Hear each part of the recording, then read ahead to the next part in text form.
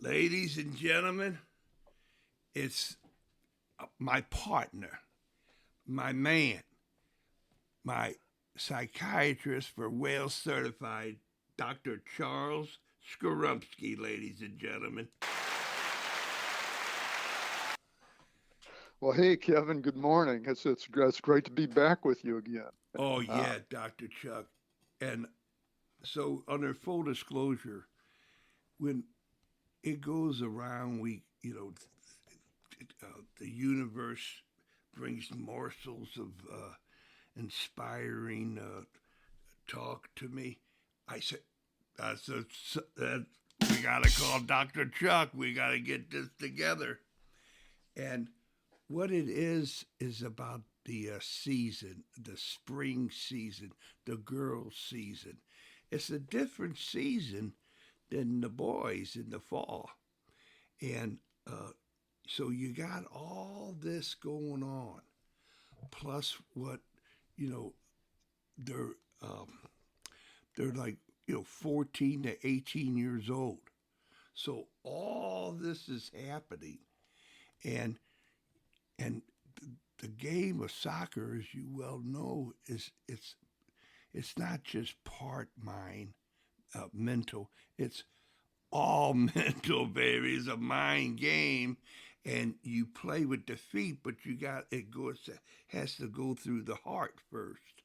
So that whole deal of what it all is, and this is mid-season for the girls, okay, and they already crowned the St. Louis High School Champions League, and they got this and that. What I need reach out to ask you to do, Doctor, is to say, being a goalkeeper like we are, and having that type, the pressure, so to speak, how can we, with mental health awareness, to be strong, to go through this season and to say, today, May 1st, I'm renewing, I'm reinventing myself. I'm changing the uh, the limits on me. It, so I'm giving you a north side. I wasn't from Fairgrounds, but I was down at, Dwight Davis. So I'm giving you the north. Can you make some sense out of that? yeah, absolutely, Kevin. I think when you first told me about this topic, my first reaction was, man, Kevin, I don't know anything about this. Girls soccer and the Champions League and all that kind of stuff. But really, this is one of the mid-season on kind of thing. Is I think a big thing for people to think carefully about, particularly those young players, those adolescent age players that are high school. This is a great opportunity for them. I mean, so suppose your team is really good, right? Yeah, You're expected to win. And that's a burden that you're going to carry as a goalkeeper. So I'm speaking from the perspective of a goalkeeper, right. but I think it pertains to the field players just as well. Absolutely. So you're on a really good team. You're expected to win. But man, if you don't, that's a big challenge for you for carrying that burden. And really, it's like a rebirth at midseason and moving into playoff kind of time. Particularly if you're on one of the medium teams or maybe even a weaker team. In some ways you have nothing to lose. You have everything to gain by playing in these games and establishing yourself as a player. You and I've talked about kind of what happened to me and how I got recognized and how all of a sudden people thought I could play when I really had no background at all. And it was playing well in some of these kinds of games that really led people to think I could actually play. And so it's a great opportunity for every player on the field to do something that they might not have thought they were capable of doing. And then for a goalkeeper, it's really an interesting time. But I really think the mindset for the goalkeeper is the same now going forward as it has to be every time you step on the field. And that is you're not going to win games for your team. I mean, goalkeepers get accredited with win and losses, right?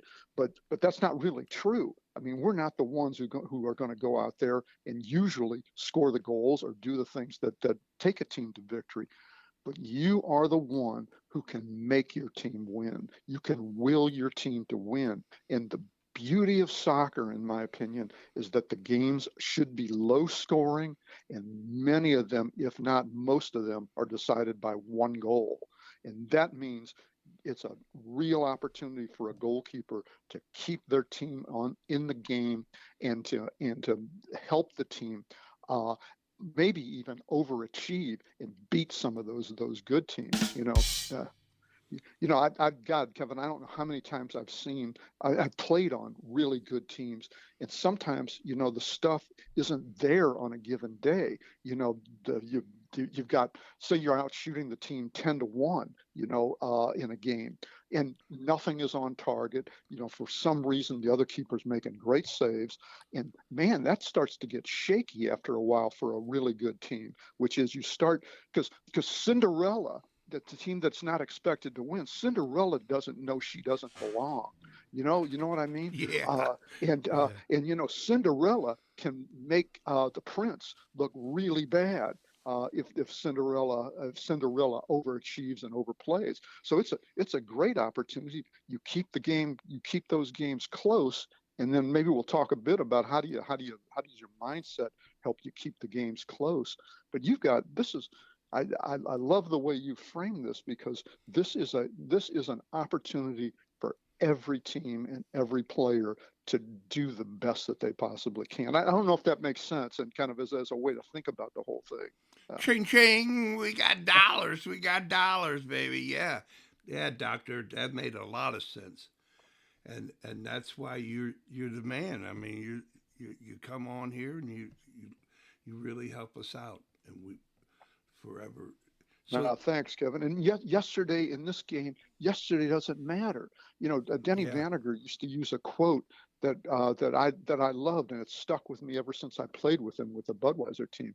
And that is, you're only as good as the last game you played. That's it, man. What did you do in the last game you played? That's an incredibly important kind of way to approach things, because every next game is a new beginning, man. And so, yeah. yeah.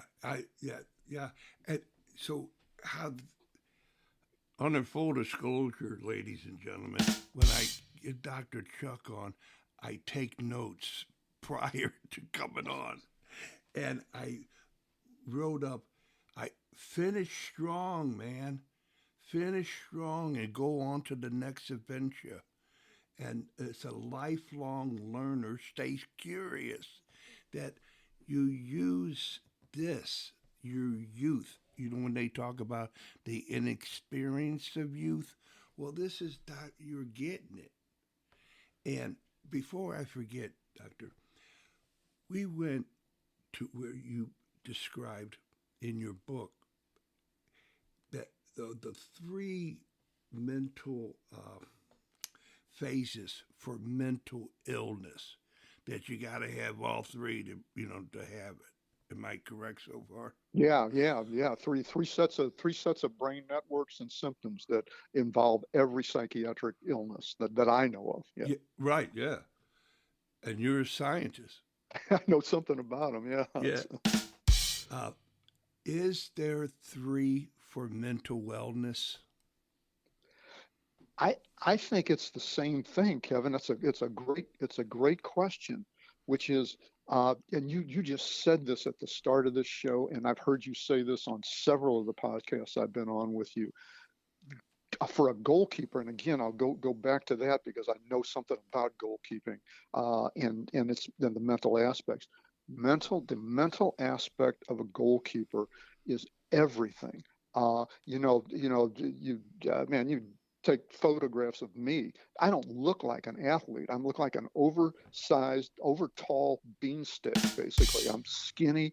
Never had the athletic build and all that kind of stuff. I had enough athleticism to be able to play, but it's really the brain of the players that become the biggest deal. It's what mindset do you walk onto the field with. So that's resilience, but it's also that symptom, that brain networks of cognition, your ability to focus attention and to act on the information that you already know and that you're developing during the context of the game, because a game is a learning experience.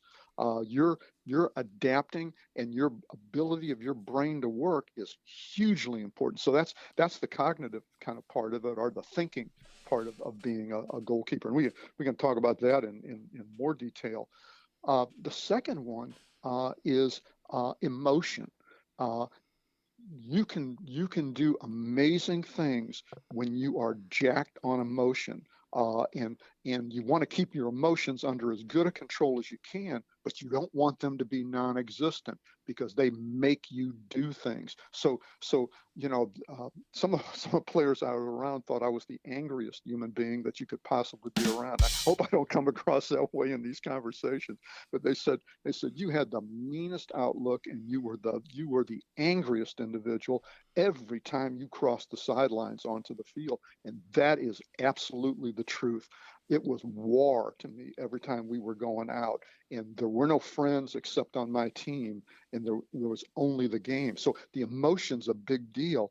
And that mindset for me was a way I kept anxiety and fear kind of under a check. Because, man, you think about the game, you think about the size of a soccer ball relative to the size of a soccer goal, and man, you go, how do I keep that thing out of this thing? And so if you think too much about that, it's anxiety provoking, and anxious. The anxiousness becomes a factor. So channeling more positive and productive emotions becomes a big part. So that's the emotional component of it. And then the third one is the motivation. And the motivation is the driver, which is the ability to set a goal and to work for the goal. That's what motivation means. And there are very specific systems in the brain that let us do that. And that is what the reward that comes to us is from our motivation system, actually.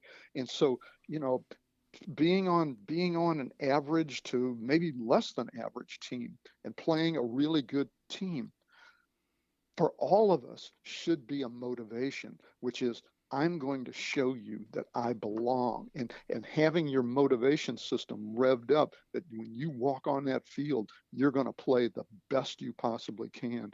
And the key here is that you never walk on the field without being mentally prepared to get on the field. Now, Kevin, I didn't know that when I was a young player, like 14, 15 years old and things like that. Man, it was like I was just going to go out and do my thing and la-di-da, it's all okay. But I had a high school coach who beat that into my head when I was a senior in high school. That you never walk on. The guy's name was Randy Musgrove, and he only coached. I only was with him for one season at DeAndre's, and he was not a goalkeeper. But his thing to all the players was, you get your mindset right before you walk on the field, because this is your chance, man. This is the Kenny Loggins song. This is it, man. Every game, this is it. This may be as far as you're going to go. So I don't know if that helps, but that's how how I think about the brain driving us to do things, and making us sometimes better than we actually really are athletically. Oh, doctor, if I win an award, I'm not going to accept it unless you come with me. I mean, oh baby, that gosh, yeah. I got goosebumps, so therefore, I think I'm mentally healthy. Absolutely, man. Absolutely. We're all hanging in there, man. Yeah, yeah, yeah. And that's okay. I got that burning question. Is that I wrote down, the mental awareness, mental health, mental wellness, which is different. What do you call a person that has mental health? Uh, they're good. I mean, they all the check marks. They're very you know like what they say, a mental health student, a mental health guru. What would you call somebody uh, that really has it together. You're a physical specimen, or you're, a spiritual enlightenment type of person. What do you call a person who's mentally unbelievable? I, I call them lucky. Because all of us struggle with demons, and all of us struggle with the emotions and negative emotions. And negative emotions are the biggest thing. That's what our brains are really good at. So overcoming that and using the positive aspects of your brain, your motivation, your ability to think and to reason and to make decisions, you've got to override your emotions. And Kevin, this is what I really call them is these are the resilient human beings. And that's one thing I think athleticism and playing sports, I should say more than athleticism, but playing sports, particularly team sports, uh, really puts you in a spot to develop interpersonal resilience where you are recognized as a person who's just tougher than the stuff that's around you. You are going to, even if you get beat, you are going to rise to the occasion as best you possibly can every time you play. And that's a hard thing, Kevin. You know this as well as I am. How many games do you go to where you just don't have it in a given day? Whatever reason, you're a little bit fatigued, your little stuff is going on in your life, it isn't quite right and everything. Yet when you walk onto the fantasy world of playing an athletic event, you have to erase that stuff, and you have to then focus for that 90 to 120 minutes. You are focused on that ball and how that game is going to be played. And it's a chess game that you're playing, particularly as a goalkeeper. But for all players, you see the chess game as a goalkeeper because it's all in front of you. I mean, just like being on the one end of a chessboard and whatnot. That's resilience, Kevin, in my opinion. That's the healthy mindset, is a mindset that helps us be resilient. And you can get to that. Good coaches can help you with that a great deal. Psychotherapists help us with that a great deal. So the essence of something like cognitive behavioral therapy is about overriding the negative thoughts that can pop in your head. Like today, I've got to go out and play, Howard University in the national semifinal. And man, they are really good and probably better athletically than we are. But I have got to have my mindset that we are going to beat them. We are not going to be beat by this team, and we are not going to let ourselves be beat by that team.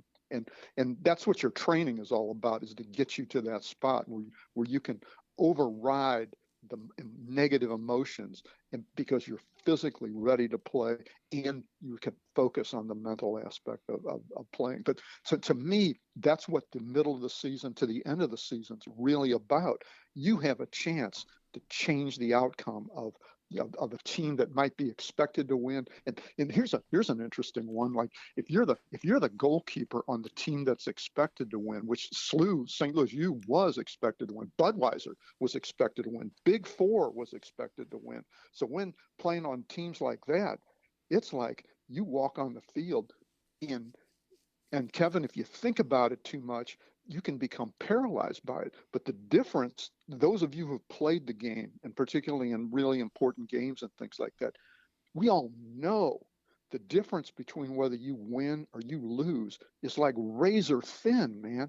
And sometimes it comes down to single plays that are the difference in the game. And sometimes you don't know how you made the play that you made, or the player in front of you made. I mentioned to you earlier that I heard Gary LeGrand's conversation with you, and Gary talks about the players in front of him and how that made his life immeasurably different. And that's the same thing with me, man. If I could get the gang in front of me, man, the Mark Demlings, the Bruce Hudsons, the people like that, if I could get them, Joe Clark, if I could get them to play as high as they possibly could, we were going to be okay. So that was my job essentially. So I'm babbling away, but I think the key here, particularly for a goalkeeper, and again, you and I've talked a bit about this, is be positive. You have to be positive for the benefit of those players in front of you. They are sometimes running 120 minutes in a game, and by the later parts of the game, they are exhausted. Your job and you may be exhausted as well, but your job is to lift them and be positive and keep them playing. So I've told you this before. I really don't like being negative to the players on my team. They are doing the best that they can, and my job is to help them be even better than they currently are, and that's by helping them with where the problems are coming from and all. And we can talk about that stuff if you want to. But what you recognize on the field and the simple way you talk to the players. But you must talk to the players who are in front of you as a goalkeeper, and you must talk loudly and definitively to them, because they have got to hear you over all the other noise that might be around the field. So anyway, I'll stop babbling and hear what you want. But I hope that's kind of clear, and a way to think about the mindset of this time of year, and frankly every game that you play. Wow.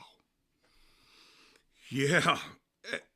I just had the vision of so many times the the fullback, the midfielder would turn around and say, "Wales, talk to me. Tell me what's going on."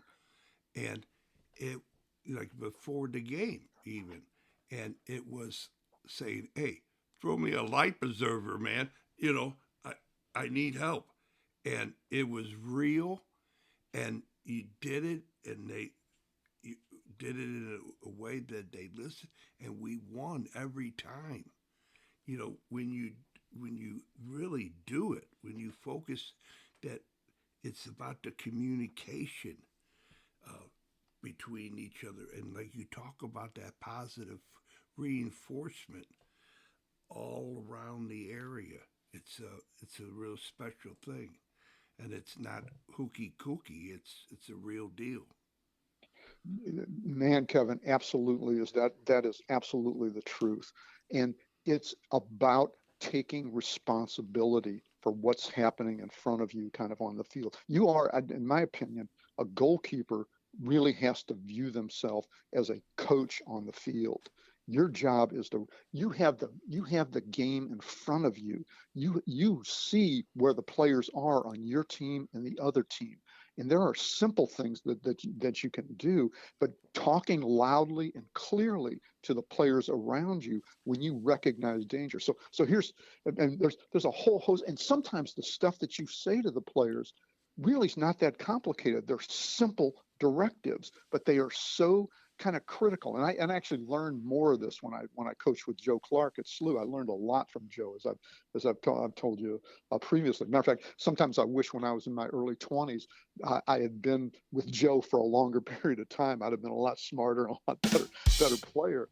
But one of the big things for a goalkeeper is, and this is for all field players too, don't ball watch. It's the worst thing that you can do, basically, when you just pay attention to where the ball is on the field, particularly when the ball for a goalkeeper crosses the midfield stripe. When it's in the other offensive end of the field, man, you want to know where the ball is, but it's not your job to worry about who's doing what with the ball on that offensive end of the field. Your job is to figure out where are the players on the other team setting up to make counterattacks and to make runs at your players. And then you're talking to your sweeper, you're talking to the backs in front of you and the midfielders about where the danger's coming from. If that makes sense, that's really critical, because if you can ward off the danger, and this is for all teams, if you can ward off the danger before it is actually occurring, you shut things down in a major way. But that's your job, is to recognize the danger and help your players recognize the danger. Because sometimes, I mean, they're trying to get forward and stuff. They don't see it necessarily sometimes on the field.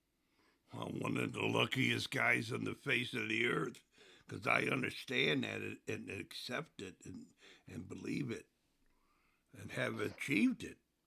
Yeah, there's an old adage from a song, I think it's by Neil Young. It says rust never sleeps, and that's true. Getting bad and falling apart never sleeps. Well, my corollary to that is danger never sleeps. Danger never rests. On a soccer field or in a game like that, danger is always one step away, basically, and that's the way you have to approach the playing of the game. Mm, mm, mm. Yeah, sometimes I think, Kevin, when we're doing these things, I'm trying to do this for my grandkids more than I am for anybody else, which is what's the stuff that I learned that I would like them to know. And this is stuff about it's stuff about life as well. And Oh frankly, yeah, man. Yeah. yeah, man, these aren't just sports trivia. This No. is this is this is how life is played in many ways. Right. Goalkeeping is life, and life is goalkeeping. Amen, brother. Sounds like a book. Yeah. Amen. That's it. All right. And I tell you, I'm just off the charts thrilled that you mentioned that with the grand kids, because that's what it is. It's leaving something that we talk, but you are actually, and others can also reach out and have it for life on a little tape. You know that man to listen to Grandpa talk. Wow. And when you need it the most, there you are, man. You got the bum. You're something. Yeah, be a competitor, man. It will carry you forward. But your competition is not with your own team. Your competition is many times in your head. That's where that's where the game's really being played is in your head. And Yeah, that's what I used to try to teach my sons when they were playing. The game is in front of you and it's in your head. That's how you have to understand it. But that's true of many things in life. It's in your head how things are going to work out. yeah. The whole story of you were talking about that um, the the scholar that went to high school, you know, everything. Then they go to college, the first year of med school, and they're not there. They're not on the dean's list and stuff. That's a major happening to them. Kevin, that is absolutely correct. And this is also true in sports too, which is you may be the best player on your team, or you may be the kid who ranked at the top of your high school class and your college class and other things like that. But you will, if you keep playing the game and it keeps escalating to national, international, to the high levels, you are going to hit places where you, as good as you might be, are not as good as some of the other folks, and that's a tough thing to come to grips with. So your comment about you leave college, and every one of us who went on to medical school ranked at the top of our college classes in science majors. I mean, that's how you get into medical school. That is still true today, but it was certainly true in the 1970s.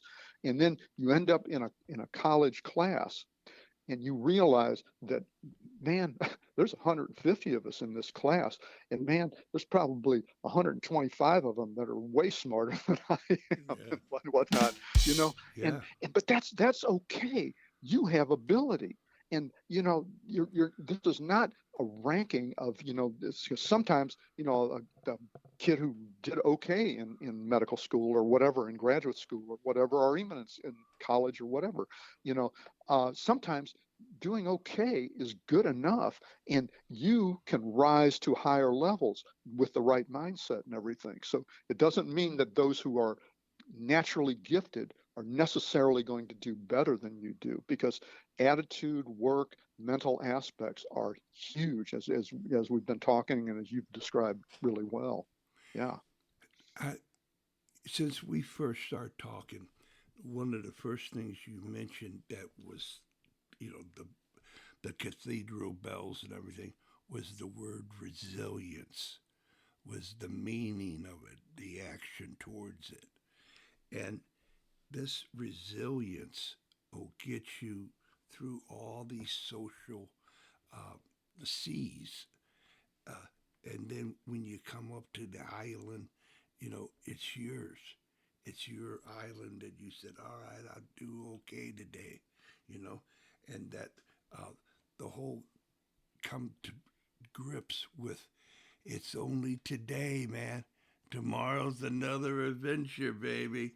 I'm taking a journey to extraordinary, and that's the beauty of it. And lastly, to say, if it's true that Shakespeare said the world's a stage and we're all its players, what you described and what you have described, and you have an ability when you step across that line to take your fantasy, to take you to an untold dimension where when you go back on the other side, hey, you better not bring that around here, son, you know, but that you have that ability to really make yourself what you want to be. Absolutely, and man, that is kind of I love that the world is a stage kind of thing because that's it, man. That's the game. It's a stage, and you're walking onto the stage, and the script is really unwritten. I mean, you know who the players are and who are the actors in the game that you're playing, but you don't know how that game is going to be played out, and you have a chance to make a difference in that game. And when you do it on a soccer field or a basketball court or wherever you do that and you have an impact, that's something you can carry with you because you have the ability to walk into unknown circumstances and to sort it out. That's a feature of resilience, right? The ability to handle stressors and to not let them overwhelm you. Because when you play a game, it's a stressor, man. There's no doubt about it. Like I said, sometimes the stress is even higher, and if you're on the really good team, the stress is even higher because the expectations are way higher. But you can create and make people believe that you can get things done, and you start to believe in yourself, which is a big thing. That's a big component of resilience, is to start to believe in yourself. Wow. But as you said, you don't impose that on everybody who's around you, because you're going to encounter people who are way better athletes, way better at what they do. And man, if you get into science like I've gotten into, you'll walk into rooms and you go, oh my God, these people are like way beyond anything that I've ever thought of, and it's humbling in a way, and it can Yeah. be overwhelming, frankly.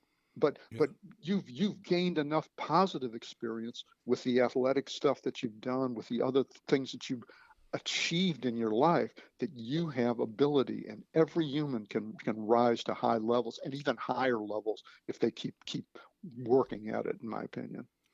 Well, I'll tell your grandchildren and you and the missus, uh, when I seen you on the field, you always had great looking unis, and you always had that look of brilliance. I mean, you you always looked like you said, "My God, what is that?" Because you were totally different than everybody else, and you said, "Man," and then you okay, so I gave you an opportunity, and then through your play, that guy's great, you know, and that's the whole idea was that uh, it's been like this, Hey, Wales, you're goofy. Uh, you might be goofy, but when you open your mouth, you remove all doubt. That's right. That's right. That's why, unlike being on your show where I do too much talking, most of the time I keep my mouth shut because Yeah, because because when the words escape, I only look dumber as I go. yeah. And my buddy it was is always said, I'm the fumbling, bumbling, stumbling, but I just have un, it's the reason why I'm still doing the podcast is to be able to talk to you and others like us that really say it the way it Well, is. And this is well, thanks, Kevin. And what I would say is that one reason why I like talking to you on the podcast and that, and I don't want to monopolize the kind of stuff, but is that you.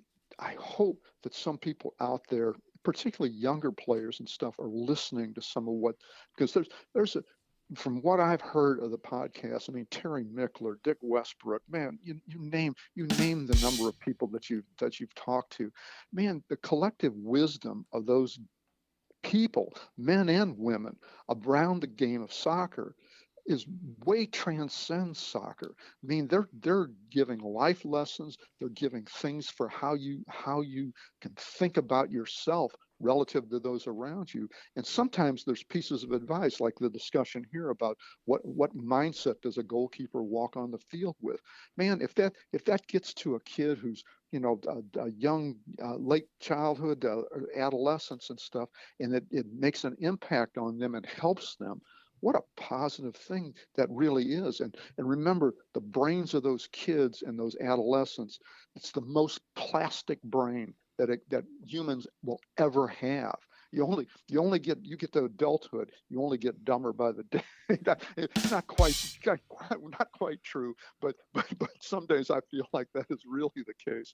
And your brain is such a sponge, a plastic sponge, when you are that age, that if your coach, hearing something like what we're doing, people that you interact with in a positive way influence you, man, that's going to be with you the rest of your life and really have an impact. And it's keeping the negatives to a minimum and focusing on what the positives are that you achieved and what you've learned in your life and things, and then sharing that with others. Bravo, bravo. Well, doctor, it comes to that time, and what's custom here at Whale Certified is to say, Dr. Charles, whatever you want to say to who you ever want to say it to for as long as you want to say it for. Kevin, I've done enough of these that I've probably named almost everybody I know at some point.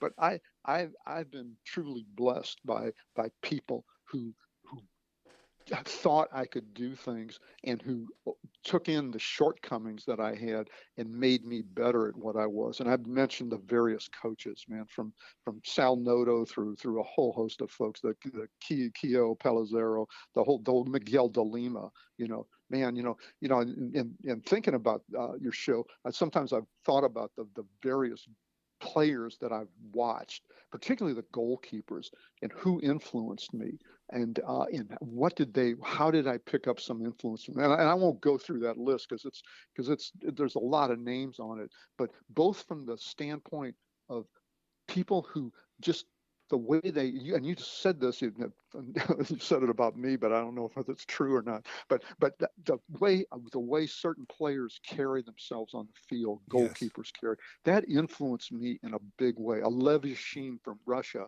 old Soviet Union, Sepp Maier in Germany, things like that. Gordon Banks in England, and players like that. Man, the way they carried themselves made such an impact on me. And then it translates through the guys that I knew and have mentioned to you, like a Joe Wright, Mike Barnstead, people like that, and the way they interacted with me and helped me as a player. And then I think about the players that I had the great opportunity to coach at St. Louis U and elsewhere, but particularly at St. Louis U. Man, a Steve Fuchs, Kevin Johnson, Eddie Lahamadou, Jesus Aber, people like that. I mean, and there are way more. Pat Baker, man, I go through the litany of players that I had the great fortune to be around, and I learned a huge amount from every one of them, and learned things that made me better at other stuff that I've done. So I thank all of them for that opportunity, and for the opportunity to show up and babble on your show. So. Man, yeah. Oh, man. We are grateful that you decided to do it, man. Man, this is beautiful. So, all I can tell you is that you have and forever will be in the Well Certified Hall of Fame, and I'm going to put the family in. Yeah, they've carried me through a lot of stuff. That's Yeah, right. absolutely. Yeah, All yeah. the Skrumskis are in the Whale Certified Hall of Affinity, and so those grand kids, they're gonna, wow, I got it already, and it'll give them a boost up for life there. But Amen, man. And I'm going to have to put being whale certified on my CV as one of my greatest accomplishments. So that is truly awesome, Kevin. Yeah. all And right, and the baby. Hall of Infinity, man. Oh That's yeah. yeah. All right then. So the best to you and yours, And we all say, you can be whale certified, but you got to try. So, Yep. all right, man. All right, Kevin. Thanks so much. And to take care. And man, for all of us, just stay healthy and happy, man. Take Amen. care, brother. Right on, bro. Bye bye.